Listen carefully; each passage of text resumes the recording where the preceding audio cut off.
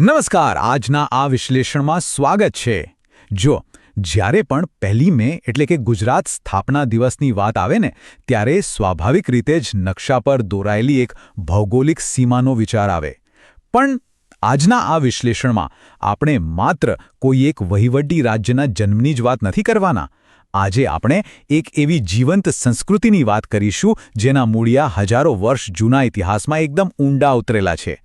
આજે આપણે આધુનિક ગુજરાતના નિર્માણથી શરૂ કરીને તેના છેક પૌરાણિક વારસા સુધીની એક અત્યંત રસપ્રદ સફર ખેડવાના છીએ. તો તૈયાર છો ને? ચાલો ફટાફટ જોઈ લઈએ કે આજે આપણે કયા કયા મુદ્દા કવર કરવાના છે. આપણી સફરના મુખ્ય 4 પડાવ છે. પહેલો, આધુનિક ગુજરાતનું નિર્માણ. બીજું, મહાગુજરાત આંદોલન. ત્રીજું, પૌરાણિક અને વૈદિક કાળ. અને છેલ્લે જોઈશું કેટલીક ગૌરવશાળી વિશેષતાઓ. તો શરૂઆત કરીએ આપણા પહેલા વિભાગથી, આધુનિક ગુજરાતનું નિર્માણ અને 1947 પછીની તેની વહીવટી સફર.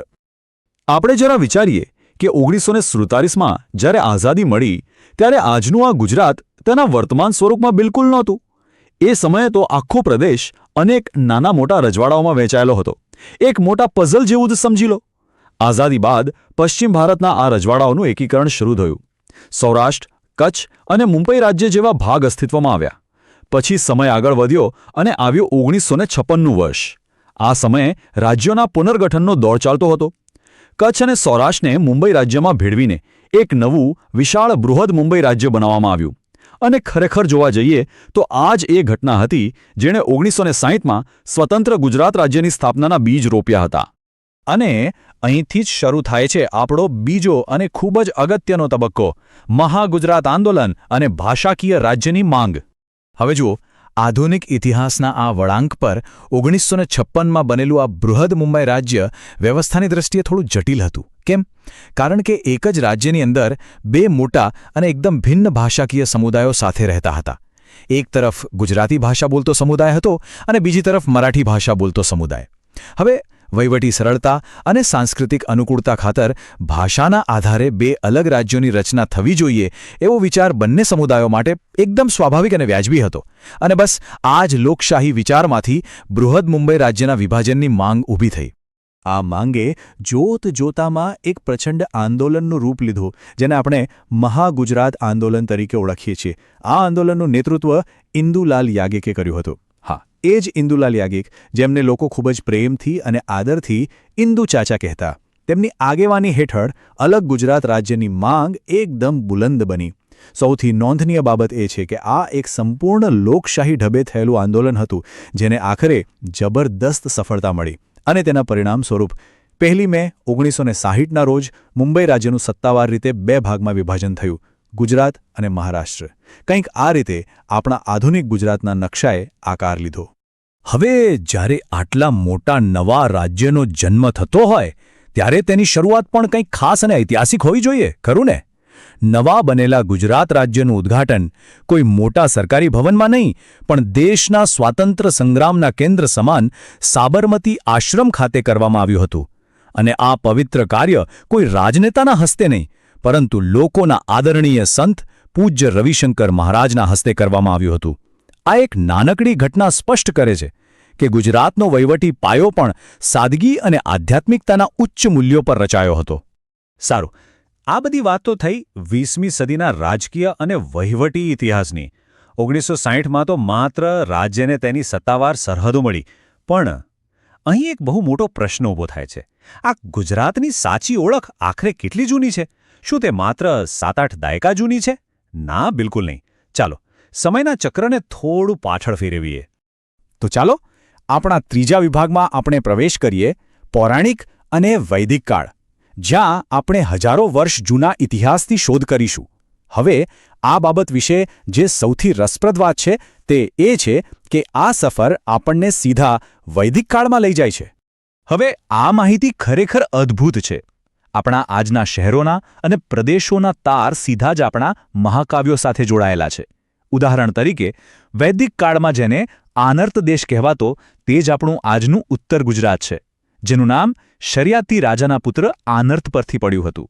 મહાભારત કાળમાં ભગવાન શ્રીકૃષ્ણે મથુરા છોડીને સમુદ્ર કિનારે જે કુશસ્થળી વસાવી તે આજે આસ્થાનું મોટું કેન્દ્ર દ્વારકા છે. આપણો ગિરનાર પર્વત પુરાણોમાં રેવતાચલ તરીકે વર્ણવાયો છે અને પ્રભાસ ક્ષેત્ર જ્યાં પૃથ્વી પરનું સૌથી પહેલું જ્યોતિર્લિંગ બિરાજમાન છે તે બીજું કોઈ નહીં પણ આજનું સોમનાથ છે. એવી પણ દ્રઢ માન્યતા છે કે પાંડવોએ પોતાના અજ્ઞાતવાસનો અંતિમ સમય જે વિરાટ નગરીમાં વિતાવ્યો હતો તે હાલનું કચ્છ પ્રદેશ છે. એટલે જ કહી શકાય કે આપણો રોજિંદો ભૂગોળ એ જ આપણો પૌરાણિક ઇતિહાસ છે. માત્ર નગરો જ નહીં હો, આ ભૂમિની નદીઓનો પણ એક અનોખો આધ્યાત્મિક વારસો છે.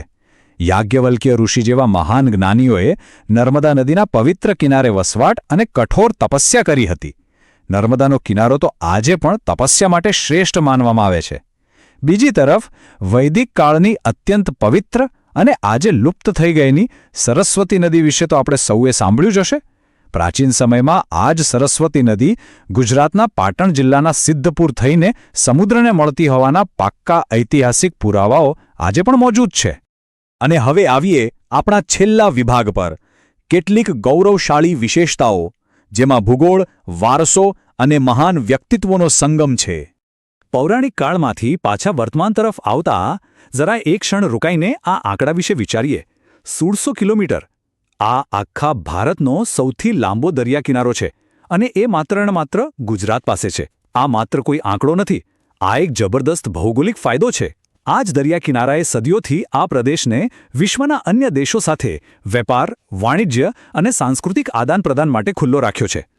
અને આ બધું ખૂબ જ સુંદર રીતે દર્શાવે છે કે કેવી રીતે અલગ અલગ યુગનો અર્ક આ ભૂમિમાં સમાયેલો છે. જુઓ, હડપ્પીય સંસ્કૃતિના વિશ્વવિખ્યાત નગરો ધોળાવીરા અને લોથલ અહીં જ આવેલા છે. ભક્તિયુગની વાત કરીએ તો આ ભૂમિએ નરસિંહ મહેતા અને મીરાબાઈ જેવા પરમ સંતો આપ્યા છે. સમાજમાં જાગૃતિની જ્યોત પ્રગટાવનારા દયાનંદ સરસ્વતીની પણ આ જ જન્મભૂમિ છે.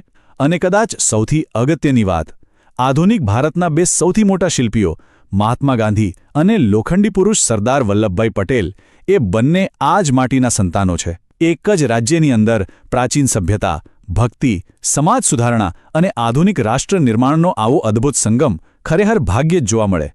તો મિત્રો, આ બધી ચર્ચા અને માહિતી પરથી એક વાત તો એકદમ સ્પષ્ટ છે કે નકશા પર દોરાયેલી રેખાઓ માત્ર એક રાજ્યની ભૌગોલિક સીમા નક્કી કરે છે, પણ અસલી સંસ્કૃતિ તો ત્યાંના સંસ્કાર, સાહિત્ય, આધ્યાત્મિકતા અને તેના લોકોથી બને છે.